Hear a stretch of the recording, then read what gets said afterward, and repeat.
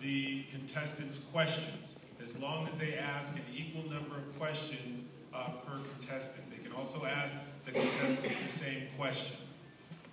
We are about to begin the debate. This debate is over the validity of academic tenure for teachers. Ms. Merrell will be taking the proposition in support of academic tenure, and Ms. Herkley, the opposition, opposing academic tenure.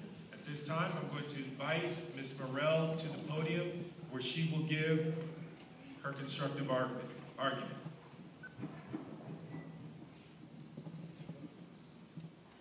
Ms. Merrell, you have 4 minutes. Are you ready? Yes.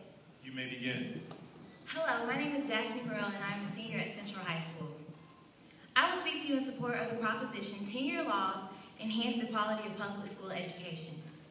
Charter schools, merit pay, vouchers, oh my. There are many controversies swirling around in the world of education, and it can be overwhelming to keep track of them all. But one issue has been getting a lot of play, and some say it could be the roots of all the problems facing schools. Teachers' tenure.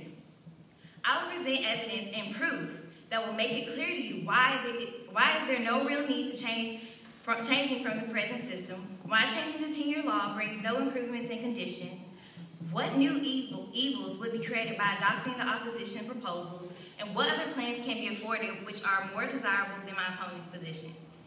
Just what is tenure? Academic tenure refers to a policy which gives professors and teachers a permanent contract, effectively ensuring them a guarantee of employment for life. Teachers that have tenure cannot be fired unless for just cause, such as severe misconduct or incompetence. And even then, cutting through the red tape can be extremely difficult. In a statement by John Wilson, Executive Director of the National Education Association, the term tenure is misleading itself. The NEA worked to establish fair procedures that protect good teachers from personal, political, and discriminatory actions by employers, while allowing for the dismissal of incompetent teachers. Tenure gained traction in the early 20th century as a means of protecting educators from being fired for wrong reasons. Back then, a new political party or a racial or personal bias could get perfectly good teachers sacked. Tenure was created to ensure teachers didn't suffer from arbitrary actions of administrators. Tenure also serves to protect professors whose research or teaching curriculum might ruffle feathers, and to ensure job security for out-of-the-box academic pursuits. October 8, 2010, one teacher wrote as a response to a tenure question, "I have worked in a state that did not have tenure and one that does. In both of those states, most of the teachers were hardworking and dedicated to the children. There were no more poor teachers than any other. Tenure doesn't protect poor teachers as long as administrators do their job. What tenure does is let a teacher who doesn't belong to the correct church or the correct political party do their job based on their ability as a teacher.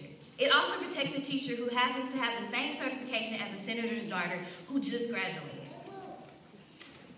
Another teacher writes, "Having pay in accordance with merit is the ideal situation in order to provide the right incentives for teachers to do well. I'm sure that some tenured teachers might slack off if their position becomes too secure. However, I don't think it's the norm. Most teachers try really hard despite lousy pay for purely altruistic reasons. There is no need to deny benefits to all teachers just because a few may slack off. The tricky part is determining a teacher's merit. Tests alone are not a good judge. Relying on them doesn't always lead to smart, independent kids who are self-learners. It leads to teachers who are just teaching for a test. Furthermore, if you rate teachers by how high student test scores are, you penalize teachers who have disadvantaged kids. If you rate teachers by how much students improve on tests, you penalize teachers who have bright students to begin with and don't have much room for improvement. A de-emphasis on just test scores is needed, with more in-class evaluation by other teachers, evaluations by former students, and other innovative ideas. What's the bottom line? The fact is that all tenure laws do is ensure teachers' due process rights, but they still can be terminated for cause. So where's the debate?" Thank you, Ms. Merrell. At this time, I'd like for you to stay at the podium. Ms. Herkley, you will have 2 minutes to cross-examine Ms. Merrell. If you could please speak towards the mic that's at the center of your table. Thank you. You may begin. Okay. Tenure was designed to protect teachers from discrimination and keep them from being fired, right? Well, if we take that away,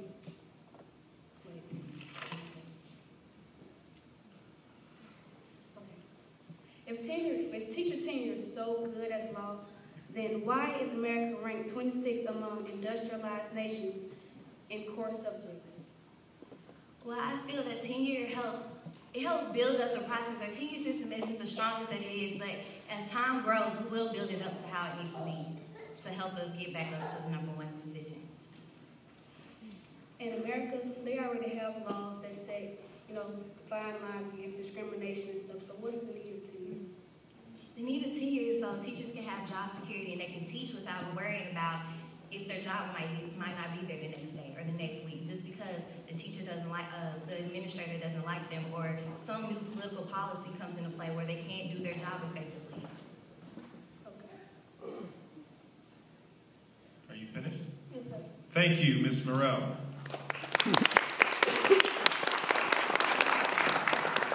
Ms. Herkley, if you could please approach the podium.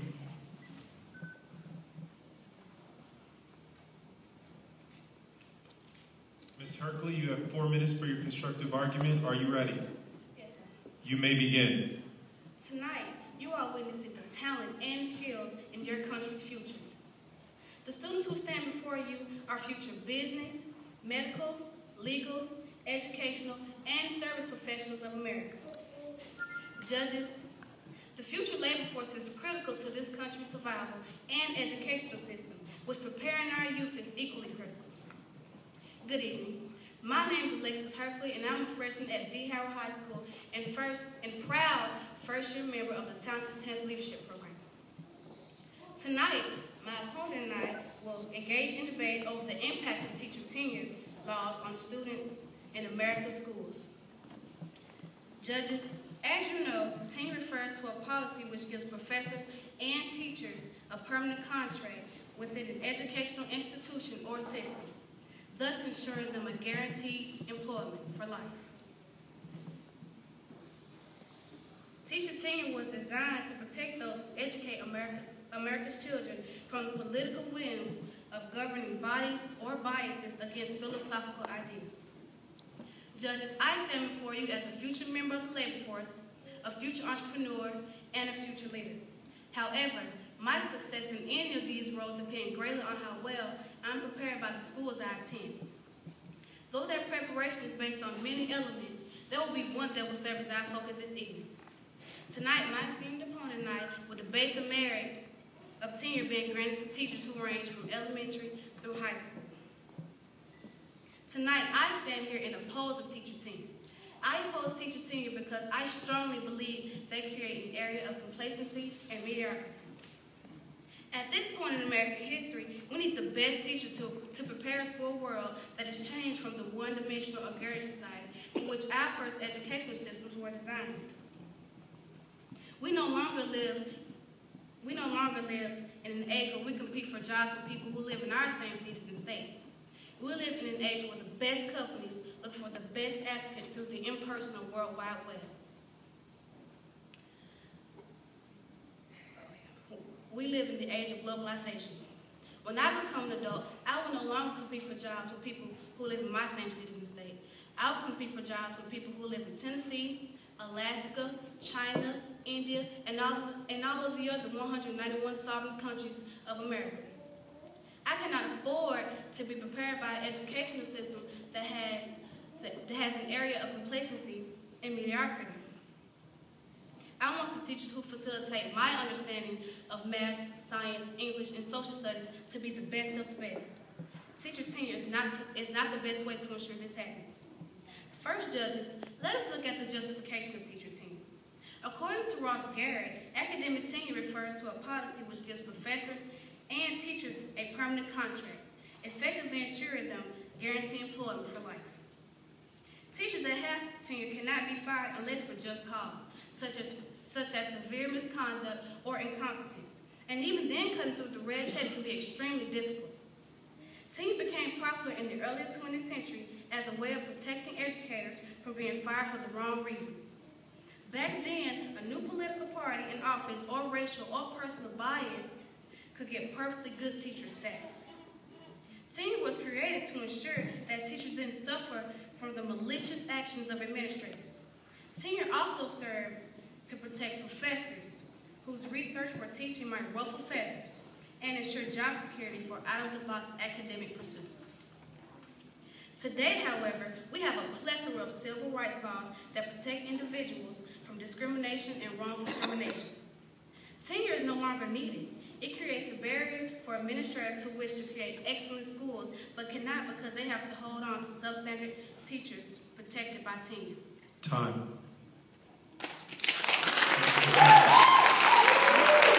Ms. Herkley, if you can stay at the podium, please. Ms. Merrell, you have 2 minutes for cross-examination. Are you ready? I can't hear you. You may begin. If we don't have tenure, how would you suggest that we go about finding competent teachers? Well, teachers are not supposed to want to be teachers for the protection of tenure. They're supposed to want to be teachers to help out the future. And we already have laws that protect those teachers without the law of teachers. Okay, well, if you didn't have tenure, you wouldn't really have that many people, I guess, trying to get into the teaching field because of the benefits they get from tenure. So what would you draw them in to teach? Like I said before, they shouldn't want to teach for the protection of tenure and all that. We already have laws that protect them from discrimination and termination and things of that nature. Okay, no further questions. Thank you, Ms. Herkley. At this time, Ms. Merrell, you have 3 minutes to